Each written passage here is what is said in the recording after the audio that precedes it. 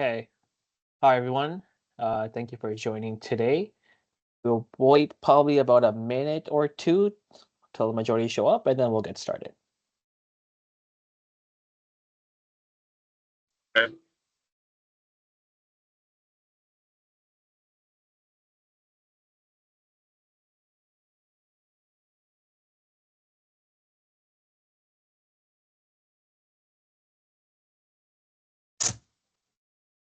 Okay.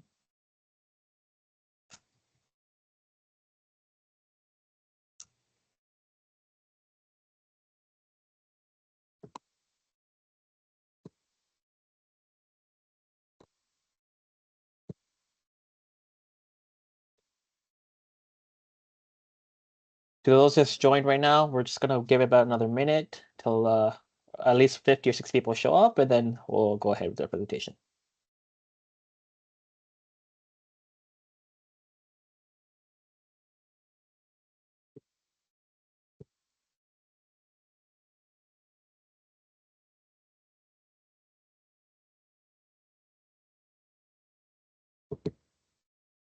Okay, I guess we should probably start. It's been a little one. Okay, so thank you everyone for joining the session today. For today's topic on opportunities to manage peak loads using BAS, we have Michelle who will be presenting today. Given that we have such a rather larger group, we're going to have everyone muted just for now. But if you do have any questions, feel free to raise your hand. We'll get to your question, or just feel free to message in the chat, and either ourselves or someone else will chime in for the answer. So with that being said, I'll pass on to Michelle. Well, good morning, everybody. So my name is Michel Parra. I'm a mechanical engineer, and I've been doing work in the peak load management sector since the early 1990s. Actually, some of the first work I've done was really about managing peak load using the BAS. So it's a topic that's really, really old. It is sometimes more, let's say, there's more incentive to do it in some jurisdiction than others. I've done a lot in Nova Scotia, New Brunswick, and Quebec, and obviously quite a bit in Ontario, but for different reasons, as we will see. So the presentation today, the agenda will be a very quick fundamentals review. For most of you, it's really going to be fundamental, but as I was reviewing some of the IESO material and I still find that sometimes the notions of power, demand, and energy is not well understood. So we'll do a very quick review of that. Then we'll review the rate structure, because when you talk about peak demand management, it really it relates back to your rate structure. Without a good knowledge of that, you really don't know what you're doing and if you're doing it properly. Then obviously we'll look at some peak demand reduction strategies, all of that integrated with the BAS, look at some useful tools, and we'll finish, if we have time, with a couple of case studies, which are real case studies in Ontario where you do this kind of peak demand management. I will let you read the objectives on your own. The slides will be available to you, so there's no problem. You will be able to review those objectives. So let's start quickly with some of the fundamental, and it's really basic here. So I apologize for most of you who already are very familiar with that, but I think it's still important to make sure that everybody understands the distinction between power, demand, and energy. And it might sound funny, but I've worked with a lot of utilities where utility people seem sometimes to actually confuse some of those terms. So when you talk about power, I always compare it to the height of a fall. Power is related to how much instantaneous energy you are required to have. So it's really instantaneous. That's the amount of power. Whereas if you talk about energy itself, it's more about the amount of flow. So you could almost make the parallel to volt and amps. Volt being related to power, which is the height of a fall.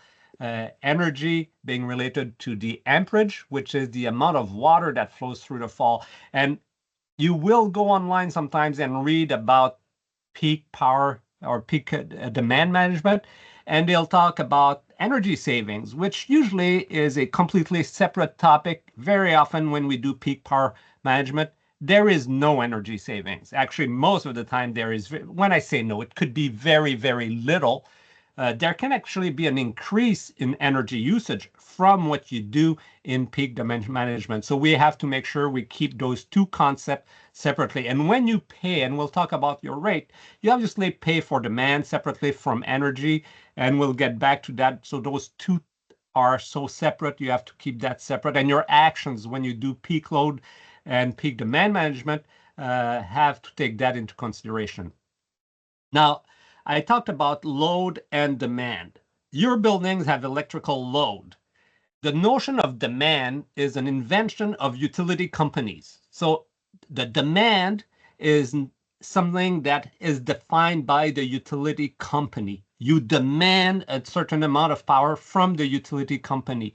Your loads are usually what's installed in your facility. So you have electrical loads that will define how big the piece of equipment that is installed in your electrical room will be, but that's obviously not your demand. So there is a concept of demand, which is not your electrical load.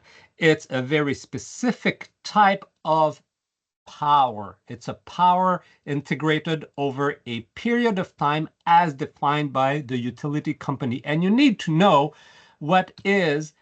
how the demand is defined. It's usually based on an integrated 15-minute period.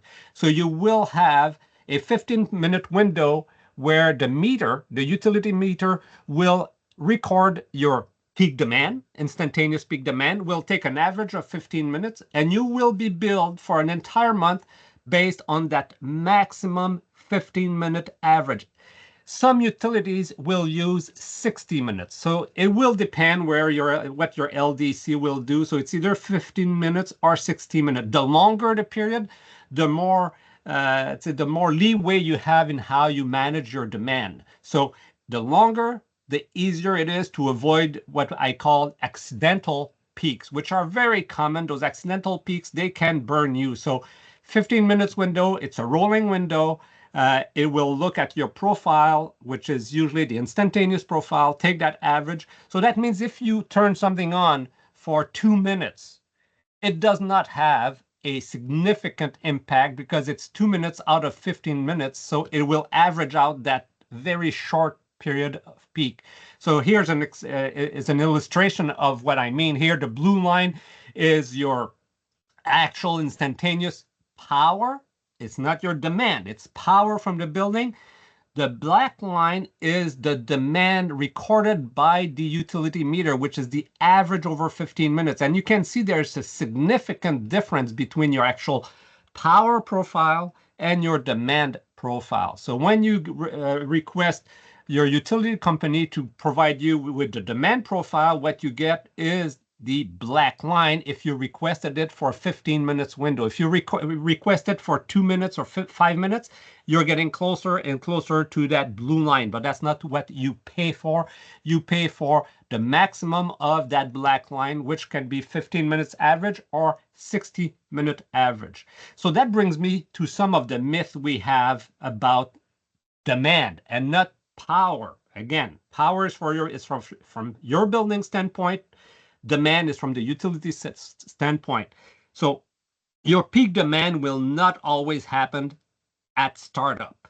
That only happens if you have poor operating procedures. It should not happen at startup, or you try to avoid that. That's something that's fairly easily programmed into your BAS to avoid those startup peaks. So it usually, if your BAS is programmed properly, your equipment is controlled properly, will happen sometimes during midday. I'm not talking industrial, I'm talking commercial. First myth, so not always at startup. Soft starts save demand that will result in a reduction in your peak demand. That is false. The soft starts will save on the inrush current. What you see here, there's a red line, that's your motor inrush current. That lasts for milliseconds. So if you decide, let's say you have air handling units, you've got 20 air handling units, forget about the cooling for a second. Just talk about the motors, and you start all of those at 6 o'clock in the morning. That will not create a peak demand for your building because that inrush current is so short, it is not seen by that average taken by the utility meter over 15 minutes or an hour. So that'd be even less for an hour, but we're talking milliseconds. And you have to think that once your air handling units are running, they're running for the whole day. So whatever demand they have, that demand is present the entire day. So it does not create a peak demand. So soft starts do not save demand.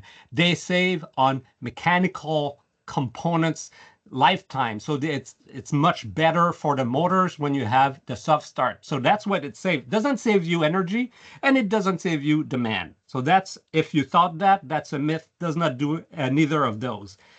And the third myth I just mentioned, if you start all your air handling unit at the same time, it will create a morning peak. That's not the case, but be very careful.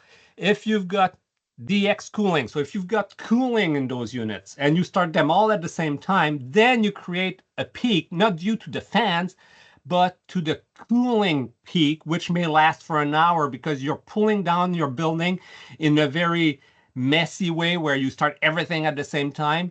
So your peak will be created not by the air handling units themselves, but by the cooling associated by the air handling units, which can really last as in terms of peak for about an hour where you pull down the building. So pulling down the building temperature requires a soft start sequence, which has nothing to do with soft starting your fans. Same thing in heating. If you ever go with electric heating, either heat pumps or actually straight electric heating, you have a warm-up period. You got to be extremely careful because that warm-up period can create and will create a significant peak for your building. So those are the myths. Those are the basics of power and demand. So we know that demand is an invention of utility companies so that you pay for what you're demanding them to provide you. Now, how much are you going to pay for that demand? It's important to know. So every rate above 50 kilowatt in Ontario usually have a demand charge, and it's usually through the delivery charge.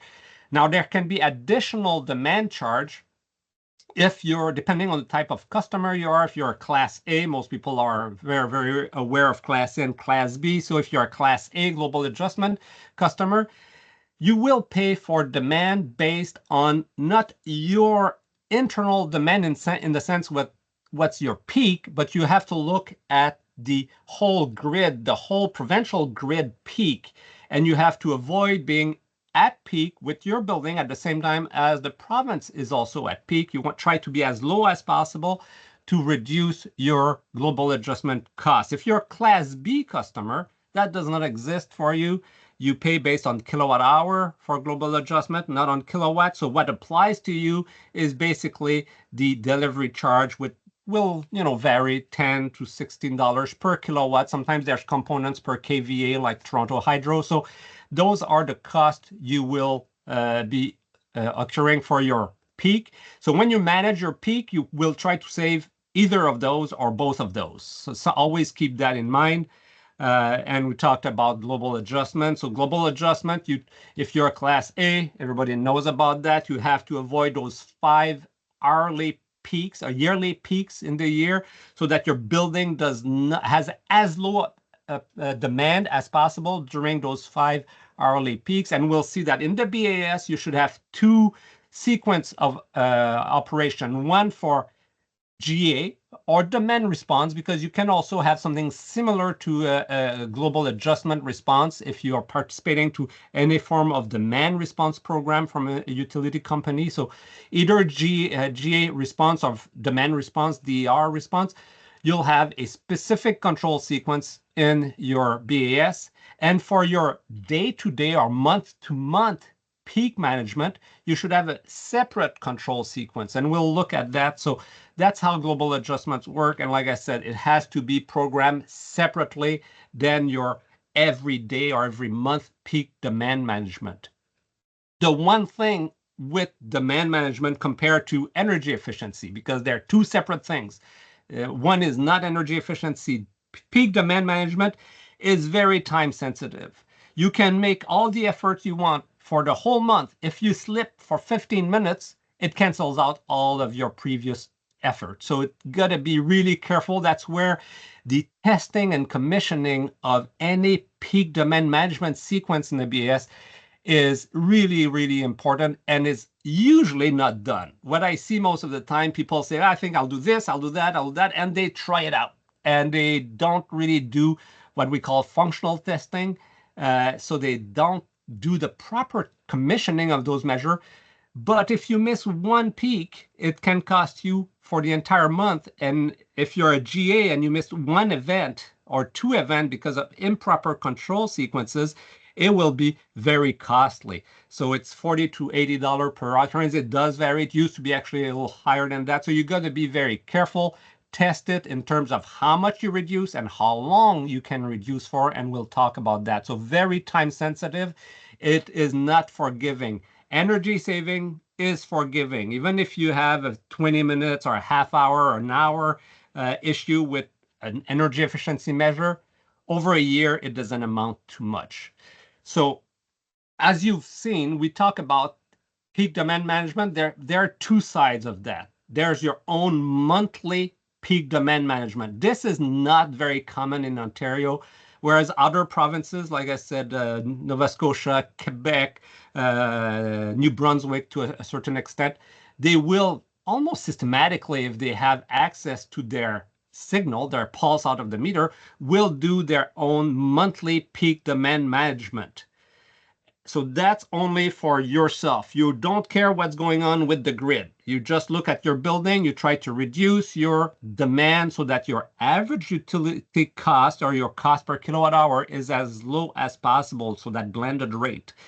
The other one is the one that's very common in Ontario. It's when you respond to the utility peak demand. So it's demand response, which Class A is a demand response program, but it's done through a rate structure. There are also different other DR initiatives in Ontario. We're not going to go into the details. So you have those two aspects. Always make sure that it is clear in your mind, clear on the BAS, which one you are targeting. And very often you would want to target both. If you have access to your peak, your pulse output for your peak demand, if you're a Class A, you should actually do both. If you're a Class B, you should do just the first one, unless you're also in a demand response program.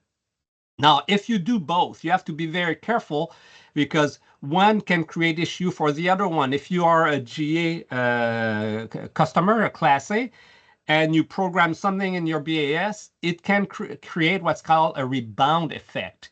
The rebound effect is once you shed some load, as you see on the graph here, so I'm going to zoom on it a little bit. This is an actual study where that was done. You load shed, let's say about 12 o'clock here for in that example.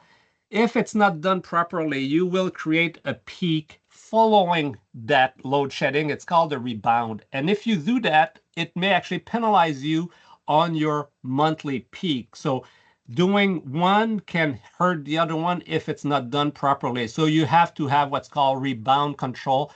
Obviously, right now for GA customers, most of those GA hours are late in the day. For our commercial buildings, often that rebound is taken care of because the GA hour happens at 5 o'clock or 6 o'clock at night. So it's kind of when the building is shutting down anyway. But you still have to be careful because things will change.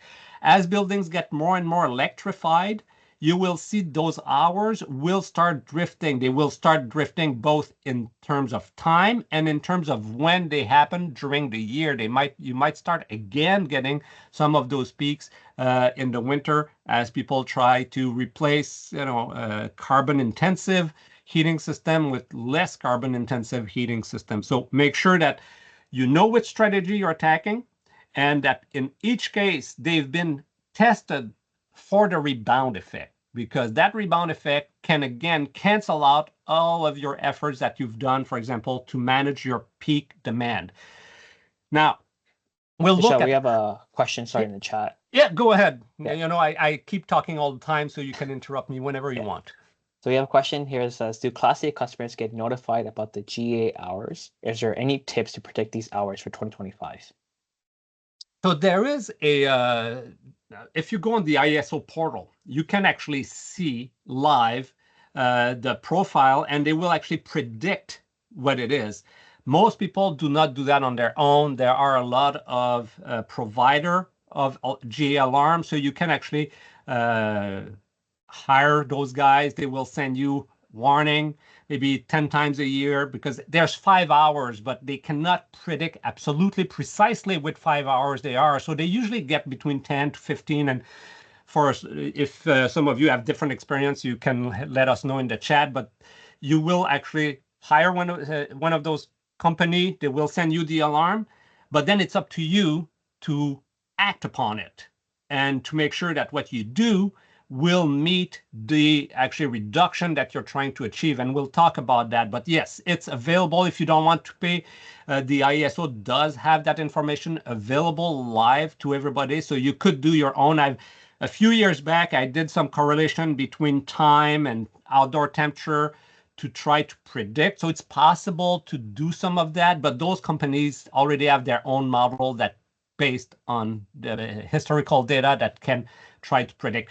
Now, what you have to remember is that because everybody's trying to react to that, a lot of industrial companies try to react to that, they actually skew the models because as more people try to react to the GA hours, it actually will move the provincial peak to other hours. So there's some complexity involved, but it's available, so you can definitely obtain that. I'll try to put, if I have time, the website, the ISO website, if you don't know where it is.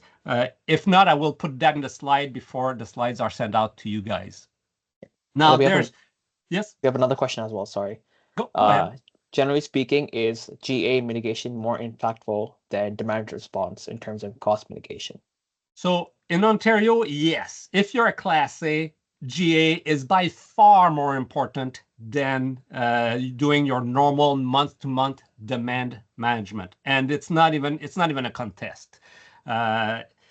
You can pay 30. It says $40 to $80 per kilowatt per event. Your demand itself will cost you $10 to $16 per kilowatt, but you cannot reduce everything. So it will be much less. You should not neglect it because sometimes it's very low cost to manage your own demand, even though I find that 95% of the customers I work for in Ontario don't actually do any of their own demand management. They're just focused on GA. I'm like, well, it'd be easy to just also make that more generic and also apply it to your own monthly demand. But yes, if you have one item to focus on and you're a Class A, make sure that you attack that GA pie before you attack your monthly peak demand management. But regardless of which one you do, you will most likely use load shedding. And we'll see there's two. There's load shifting and load shedding. There's basically the two ways of controlling your peak. The big difference between load shedding and load shifting is when you load shed, it's a load you will not meet again. So you are saving a tiny bit of energy. Whereas when you do load shifting, you are not saving any energy. Sometimes you will use more because you will meet that load at some other point in time. It is more applicable in the industrial sector where they can shift a production shift to a later in the evening to avoid that peak. It's not that common that they can do that, but it is possible. Or if you have thermal storage, then you can load shift, or electrical storage, you can load shift. So what we usually do is load shedding, where we will turn off a fan, we will reduce the heating temperature or increase the cooling set point temperature so that the demand goes down, but you will not meet that load. So you will have an impact on the building internal conditions in many instances. So that's what we see most of the time, load shedding. And we'll see the procedure. Because you're going to be load shedding, it's usually low cost. It's usually, if you want to do it systematically, it should not be done by hand. It should be done through the BAS. It is possible, especially for GA, where you only have 10 to 15 events, to try to capture the 5 actual real events, where you can do a lot of that stuff by hand, where you will have an operator go in there, turn off lights, but that's not the way it should ideally be done. It should be done through your BAS, should be tested ahead of time, so you know how long you can shed that load and how much is going to shed, so that you have known conditions for your load shedding. So it's usually what you'll do. Like I said, load shifting usually involves additional equipment. There's usually cost associated with that, where you will have equipment to store some of the cooling that you need, or some of the heat if Ontario becomes a winter peaking utility.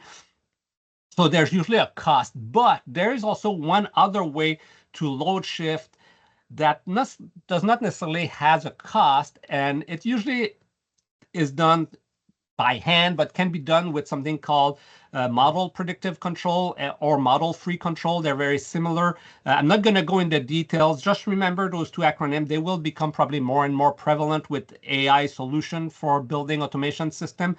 What those systems do, they will learn the reaction of your building. For example, you can use your building inertia, so the thermal inertia, to store cool and store heat. So you will get the set point to 20 degrees, couple of hours before an expected peak will happen. So it's an expected peak. That's where it's called model predictive control. You have to have an algorithm that will actually, a control sequence that will know when your building is likely to peak in demand, and it will cool the building a little more a couple of hours before, so that you can actually go and increase the set point by a couple of degrees during that peak period without impact on the occupant. So again, you actually do not shed the load. You will actually meet all the load, but you meet that load ahead of time without paying for storage. So there's a couple of commercial products available that have, it's a combination of what's called model predictive control and model free control. If you want to know the difference, MFC, model free control, it's usually AI driven. There's a craze about AI, but it's something that will learn on its own the behavior of the building. Whereas the MPC, it's usually a regression model of some sort. It's simpler, but it's not really AI driven in that case. So that would be the way you approach it. In reality, what I see all the time is load shedding using very simple approach. You stop a fan, you stop a pump. Very few times do I ever see people pre-cooling a building. Yes. This is Michel's doing his presentation on demand management. Scott, can you mute yourself?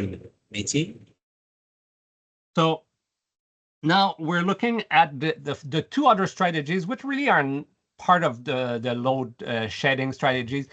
Energy efficiency. We'll look at some of the measures, and you'll see that if it's a measure that you can implement with no impact on the building, you say, hey, I'm load shedding, I'm turning that fan speed down to 70%. It has no impact on my building. Well, my question would be, why don't you do that all the time? It's not load shedding if you can do it with no impact. That's an energy efficiency measure that is not implemented. So always look at your list of measures for your demand management strategies. If it's something that has no impact on your internal comfort and it has no impact on the operation of your equipment, my question to you is, why don't you do that all the time? It becomes an energy efficiency measure that has a permanent reduction in kilowatt. You got to be careful, though. A lot of our energy efficiency measure, and actually the most important efficiency measures, do not have a demand impact, such as scheduling. Scheduling, if you start a system at 6 o'clock or 7 o'clock and the peak is at 5 at night, it has no impact. So most of the time, the large energy efficiency measure do not have a demand impact, but there are some obvious ones, such as the lighting measures. If you can slow down a fan that's always too fast, that will have a permanent measure. So that's the other strategy. And obviously, it's usually not considered as a demand management strategy because it's usually captured as an energy efficiency strategy. The last one is education and engagement, because once you start doing demand management strategies and you start slowing down a fan, slowing down a pump, changing set points, you may have some impact on tenants. So engaging the tenants in what you're going to do, education of tenants is something that is a keystone to a very successful demand management strategies. Sometimes you got to be careful if if your relationship with tenants is not that great and you tell them you're doing demand management strategies, which is really only to save money. You don't save greenhouse gas. Well, actually, there's exceptions to that. I would talk to that about the hybrid system, but they may say, why would I help you to reduce your demand unless there's, benefit to the society? So if you say, well, it's to help, the grid, the Ontario grid is getting too heavily loaded. We don't want power failure. We don't want, blackouts. So you got to be careful how you engage your tenants. I'm no specialist in that part of it, but I know it is a problem I've faced with some of the clients I work with. Now, so those are the strategies. How's the step-by-step approach? What I see most of the time is a very, I'd say, ad hoc approach where people kind of, I won't say guess. They have good ideas, but it's not very systematic. So the first thing you need to do is you need to measure your demand in real time. You cannot do proper demand management without a real-time signal on your BAS. You can do some of it, but it's really the blind leading the blind. You don't know what you're going to get. You don't know exactly what the impact of what you're doing is. So first thing is make sure you have real-time demand on your BAS. And then you need to know what is constituting my peak demand. So, sometimes you have a breakdown by end use of your energy. Now you need to have the breakdown by end use and by equipment of your peak demand, not of the installed capacity, because there's something called diversity factors when you talk about power. So if you've got lights in your building, you've got 100 kilowatts of installed lighting capacity, they're not all going to be on at the same time. So there's a diversity factor applicable to that. So when you conduct your inventory, you have to look at all of what's installed, then look at what your actual peak demand is month by month and try to get the best estimate. And if you've got some metering, it can actually be very precise, but get the best estimate of what makes up that demand. And then you can start targeting what can I reduce out of that inventory. So you need to have a good inventory of your electrical load, match it to your monthly peak, get that breakdown, and then you establish what will be the maximum demand that is achievable. That will say, my peak demand is 700 kilowatt in, let's say, in March.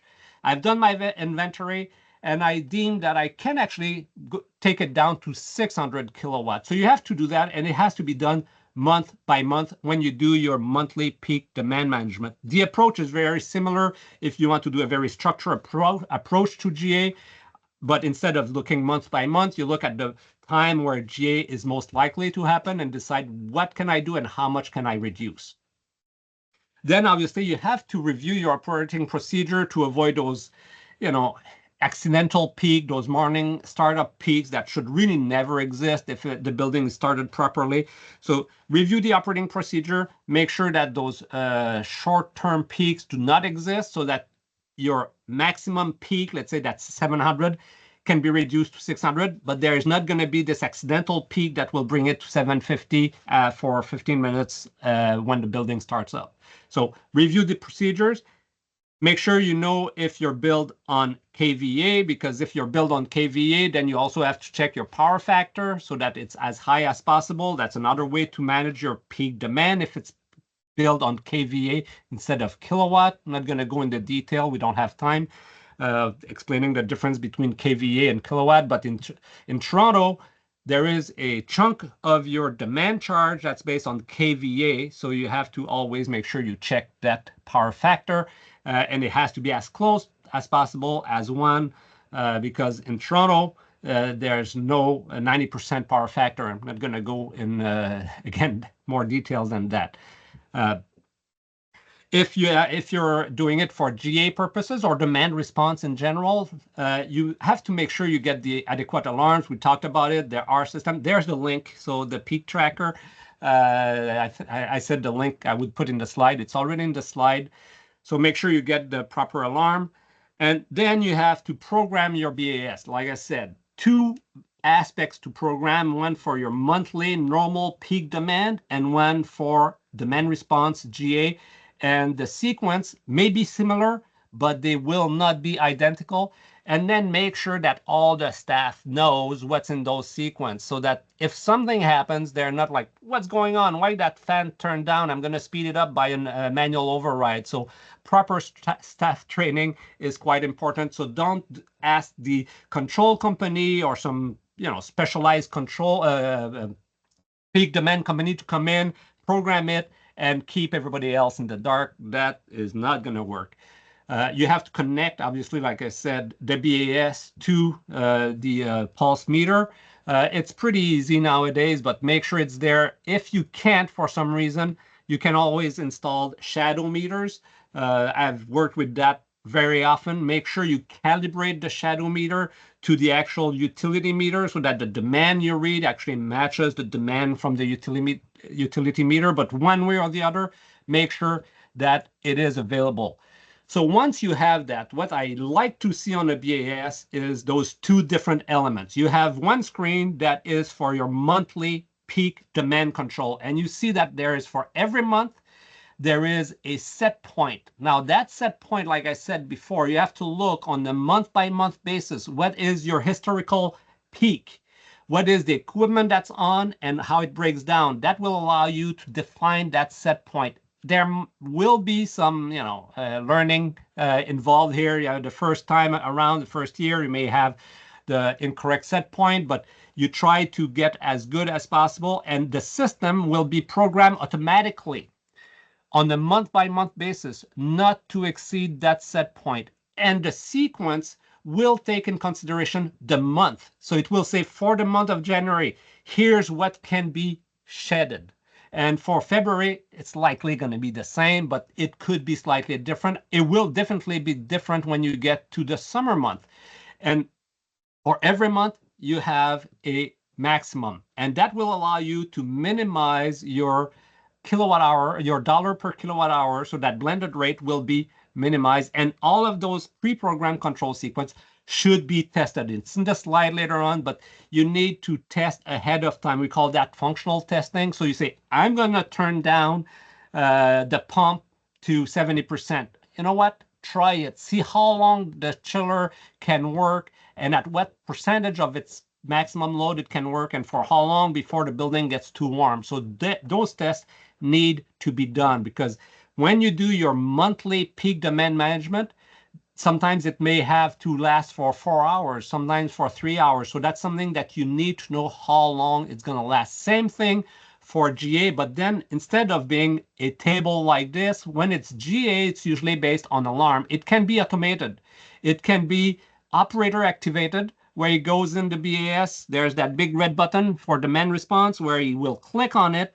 And again, there will be a pre-programmed sequence in the background. A lot of time, there's some manual, say, actions that are taken for GA where people will go and turn off this and go on the BAS and make sure that the fan's at 70%. I personally do not like when it has to be done through a checklist done by the operator, because there's too much chance that something is not done properly and that the rebound effect is not considered, because once the GA is done, they go back, put everything back to normal, and boom, the system may actually go to maximum capacity for the chiller, maximum speed for the pumps. You will create a peak that will be your monthly peak. And if you have not have this table at the top here, that's also there. It may actually hurt you, not as much as what you gain from the GA, but will reduce your savings. So make sure that those two are programmed and are tested. Make sure also that the operators can see the results so that there's a one-click available trend, because now you have the pulse output on your BAS, you have your set point. you have to make sure that they know where to get and see that, oh, something is wrong in this picture because we exceed the set point. You may say, well, we don't exceed by much. It should not exceed at all. If it exceeds at all, your set point is incorrect or your control sequence is incorrect. So it has to be programmed and it has to be verified. It can obviously, if you've got a fault detection and diagnostics, it probably could capture that, but it may be too long because you want that to be done pretty frequently, because if you wait, if FDD gives you a report at the end of a week or at the end of the month, it may be too late. So you have to make sure that the feedback that you have and that the operator will check that on a regular basis. Sorry, Michelle, just for a time check. We have 20 minutes left. 20 minutes left. All right. I know I'm going already fast. I told you I had too many slides. So we already talked about that. The implementation of the strategy is just kind of a summary of what I said. The establishing the control sequence, we're going to talk about some of the measures that should be in those control sequence. I think this is more of a summary of what I said before. So some of the most typical demand management opportunities, and I've reviewed a lot of programs, provincial programs in different provinces for demand management. And the first one, when it's a DR program, is the one that usually I saw gave the greatest results. They're not the most popular, depending on where you stand on greenhouse gas emission, but in Nova Scotia, New Brunswick, and Quebec, when I reviewed their DR program, the measure that gave the biggest return was using either hybrid heating system, and I know there are some that I've worked with in Toronto that have electric boilers and gas boilers, and that definitely is the best way to manage your demand. You use your Class A customer, your kilowatt hour cost is very low. You use your electric heating system, but you control it with what we saw before, that screen we saw before. You control it with this screen so that as soon as you get close to your set point, it's the gas boilers that come in. If you're in a DR program and you get a request, then boom, those electric boilers never come in, and it's the hybrid system. If you're allowed to use your backup generator, and that varies significantly depending on the type of buildings, obviously that takes you off grid depending on the size of your generator. In the larger systems that I've seen, that actually resulted in really, really large monetary incentive being paid to whomever did that. But you're using a backup generator, which obviously uses sometimes diesel, sometimes natural gas. So it's not always socially the best measure.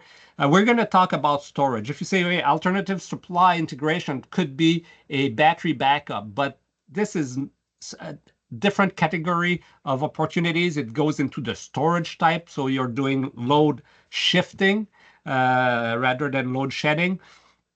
So that's the first one that has the largest impact, but I realize for most buildings, it probably is not possible. Then you get to the soft stuff, lighting reduction. If you have a lighting control system, you will reduce light, but you got to be very realistic the amount of demand you can reduce through lighting, especially with LED being installed. It's usually pretty low. And that's where making sure you know how much every end use and every type of equipment contributes to your peak demand on a monthly basis or during a J hour is important, because you may realize that all the effort you do on turning off lights basically amounts to very, very little. I'm not saying not to do it, but it's probably not where the main effort you should put your, all your effort on. Then some of the very common one. Ventilation setback. When I say ventilation setback, I'm not talking about fans. I'm talking about outside air. That's the definition of ventilation by ASHRAE. It's outside air. So people will close their outside air dampers, reduce the load. That's fine. But make sure you remember that you still have exhaust air. And if you're exhausting 10,000 CFM and you have 0 CFM in your air handling units, well, that 10,000 CFM of outside air needs to come in to compensate those exhausts. It'll come in through the cracks, through the doors, and you will still pay to cool it and dehumidify it. So you got to make sure that when you do ventilation setback, again, it's about testing. Make sure that the impact is what you expect, and make sure you don't compromise the indoor air condition. So usually you need to monitor so that you do have inertia. Building CO2 level is not going to shoot up, especially nowadays, but you should test it so that you will actually get the results while maintaining air quality. Now, there can be a rebound effect. If your CO2 does go up and after 2 hours you release the control sequence for demand management, now your outside air dampers may decide to go way open because your CO2 has gone up. Not very common nowadays, but it could. And that can load up your chiller and create a new peak. So there's a possibility of rebound effect. Some of the more common ones too here is reducing fan speed, reducing pump speed, and modifying set points in heating and cooling. In the end, all those three measures basically have the same impact if you wait long enough. If you reduce the fan speed, the fan is there to provide air, usually to cool the space. Well, if you reduce the fan speed and you're no longer have the design air to meet the load, the temperature is going to go up, regardless of what you do with your set point. So reducing fan speed has a similar impact as modifying set point. It's just more immediate.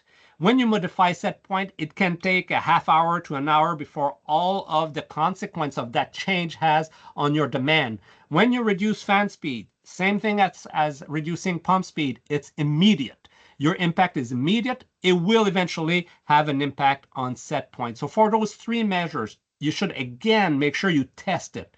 If you reduce a pump speed, it's a primary pump, it will impact your chiller, or if it's a boiler, it will impact the boiler. And can your chiller run properly at that reduced pump speed? So usually the answer is yes, you will run at a lower capacity, but you need to test it. And like I said, in the end, it will end up having an impact on your set point in most cases. If it does not, again, I'm going to tell you, why do you not reduce the pump speed or the fan speed all the time if during peak period it doesn't have an impact on your indoor condition? Why do you run with such high speed? So there's always that question. So always keep that in mind. Now, when you do any of those, look how long you have to measure, how long you can last, how long can you maintain that set point, because it's important both for GA. GA measure may last for 2 to 3 hours. When you do your own demand management, it may require you to last 4 hours under that condition. So you need to know how long can I last without compromise to the comfort condition of the tenant. Just as a side note, there is a study that was done for a large office building in the US, and they recorded that a 2 degrees C rise in set point over a 4-hour period resulted in a 2 to 5% reduction every month of the year in peak demand. So that gives you an idea of how much you can reduce. For short period of time, like an hour or two, you can actually get more, but again, it should be tested. Another opportunity that we see a lot, especially when you have a summer peaking utility, is changing chiller set points. Well, changing chiller set point, you got to be, again, very careful. It will impact, obviously, the chiller. And if you've got a variable flow loop and you forget about the pumps and you increase your chilled water temperature, your pumps are going to speed up. I'm not going to go into details, but if you don't test it, what's going to happen, you're going to change that chilled water supply, thinking you're going to get a reduction in demand, whereas your chiller is going to go down. Often your pump will go faster, and they will actually increase the total demand of the system because their power increases to the cube of the flow, whereas the chiller is very efficient. So you got to test it. And again, in this case, especially in this case, the bounce back effect will be present, and you have to manage the return to normal over a 2-hour period, typically, so that you don't create that new demand. Other very typical opportunity is really to stop some, what we say, non-critical systems, such as electric humidifiers. That's more for a winter peak, so it's not really for GA hours, at least not right now, but for your monthly peak demand management.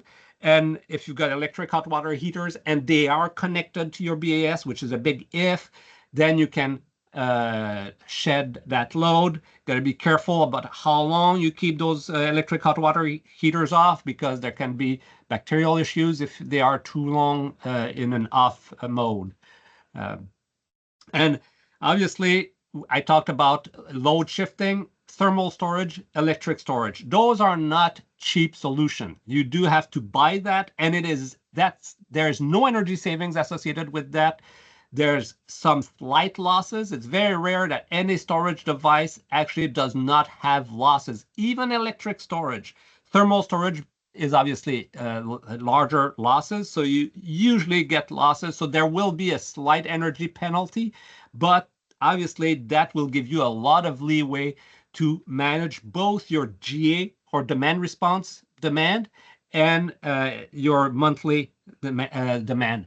If you want to load shift without doing thermal storage or electric storage, that's where I said the building inertia can be used. You don't have to use MPC, which is those advanced control logic, or MFCs, which is IA based. You can actually know your building. If you do what I call a thermal inertia test, you say, hey, I can put my building to 21 degrees for 2 hours, and I test it, and I know if I raise my temperature to 25 in terms of set point, it will remain below 23 or 24 for 2 hours. So those thermal inertia tests can be done to establish what can be stored in your building structure. And a lot of the MPCs actually use that approach.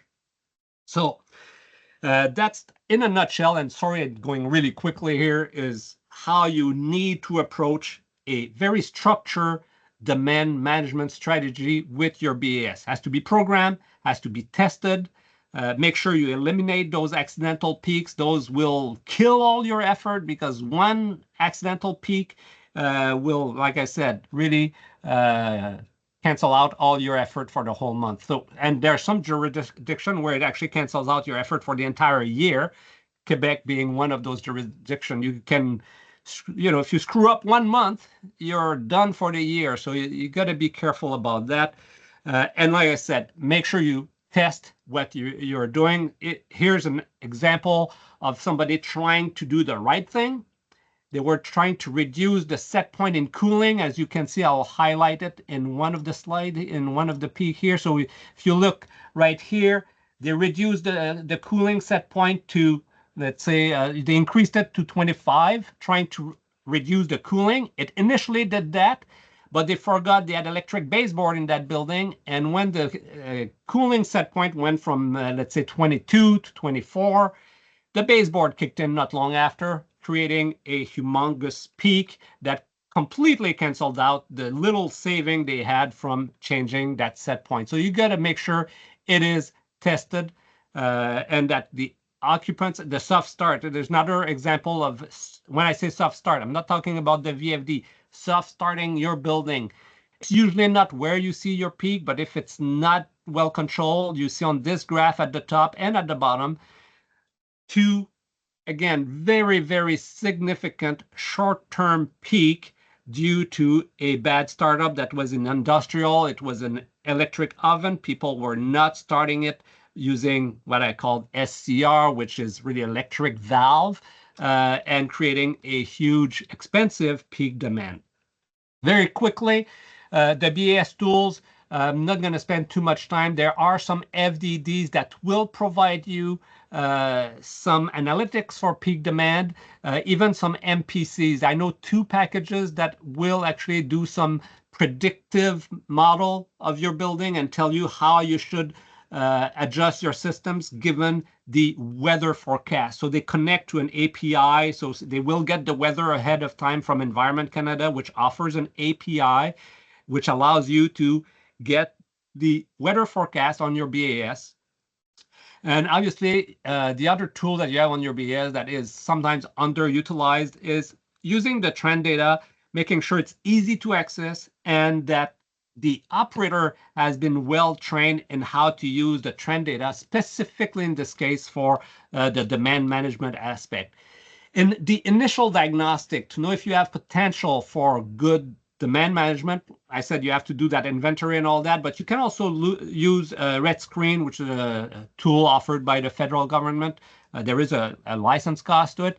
It will import your demand data and it will present it in different format. One of the very useful one for demand management is called the load duration curve. It will tell you how much demand your building is asking for. So it's demanding power for how much of the time in the year. And you'll actually, there's a table that will give you a number of hours. And you'll see that in this case, the building is asking for 300 to 350 kilowatt of demand, less than 1% of the time. So you know that you probably should have a maximum of 300 kilowatt as a peak demand target for that building.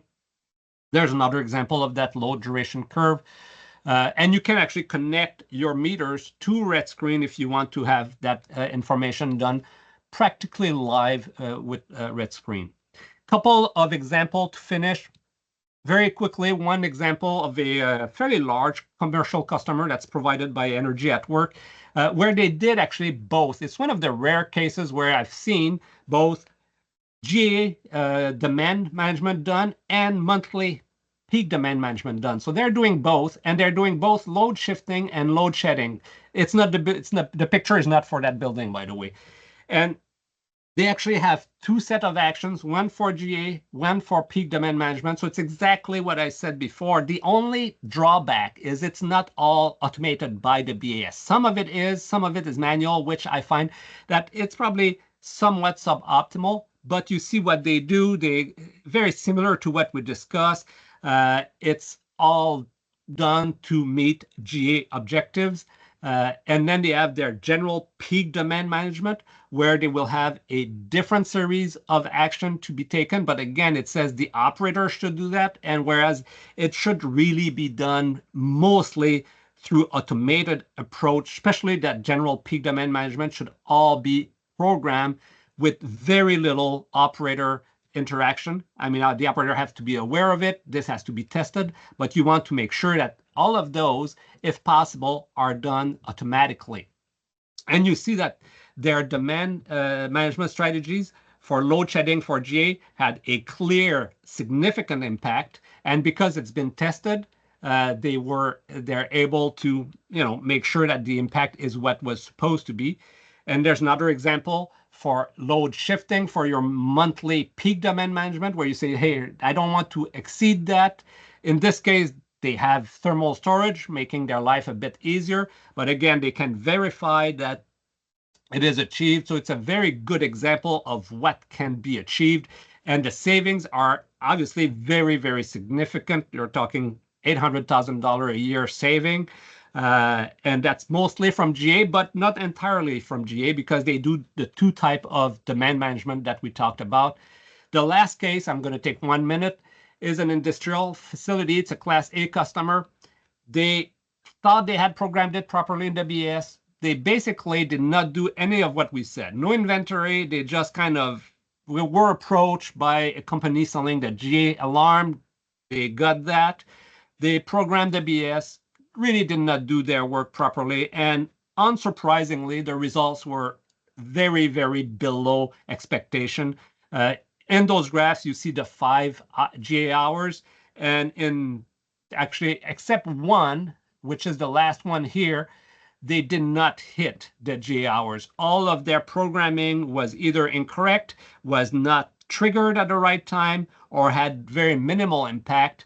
And it ended up actually increasing the demand. What they did, because there was some rebound effect, was not calculated. They ended up increasing their demand by 50 kilowatt compared to if they had not done anything. So it can actually bite you. If you don't do it properly, you can actually, because of rebound effect, end up with an increase, which was the case in that facility, where they had to actually redo all of their work and now approach it in a systematic fashion with the proper functional test to make sure that the results will be there. And in their case, it was just for GA. They did not manage their monthly peak demand, but even what they did was subpar, unfortunately, for them. And on that note, I will stop now. It's already 11:59, and I know I took all of the time. was supposed to leave 10 minutes for questions. I did not leave 10 minutes for questions. I'm sorry about that. Yeah, we can stay a bit past the time Oh, yeah, for I can stay as questions. long as Yeah. if there's any questions, I'll be happy to answer any question. There was one question. It was, can you provide examples of BAS optimization measures by MPC and MFC? Yeah, I can actually. They are not very common. The problem with MPCs is you have to develop a model, but I do have a couple of examples and actually some practical case study that were developed. So I'll provide that to you, and you can distribute. Yep. But like I said, you will not find a lot of product. There's a couple of commercial product that I know that offer MPCs, or they say it's artificial intelligence. I take that with a grain of salt. It's probably has a little bit of AI, but it's mostly probably linear regression that are used because you need a model. You need to predict your building's behavior. Most of the time, it's done through some linear regression, like we do when we use option C of the IPMVP, where you just do a linear regression of your building consumption to outdoor weather. So it's very similar to that approach. Okay.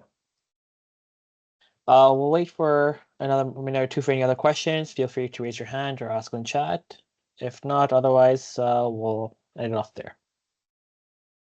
So if you do want any post-webinar support or one-on-one coaching, as you can see on the slide right here, just feel free to fill out the form on the link, and then we'll get back to you. Thank you, everyone. All right, thank you. Yeah, Bye thank you now. for coming. Thank you.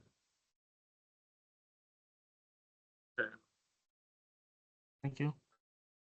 Thank you, everyone. Have a great day.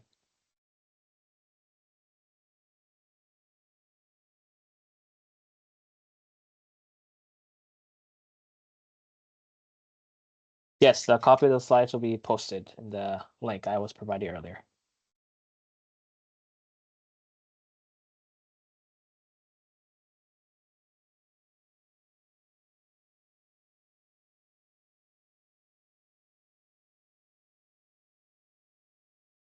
Thank you, everyone. Take care.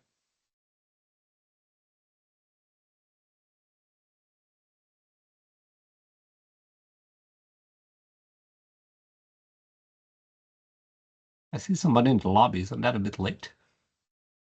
Yeah, it's a bit late.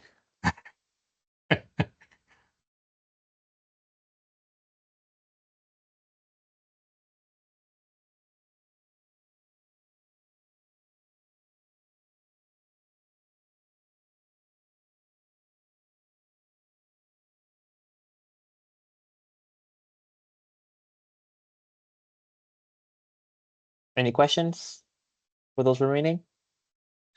Oh, they actually may be offline. Okay.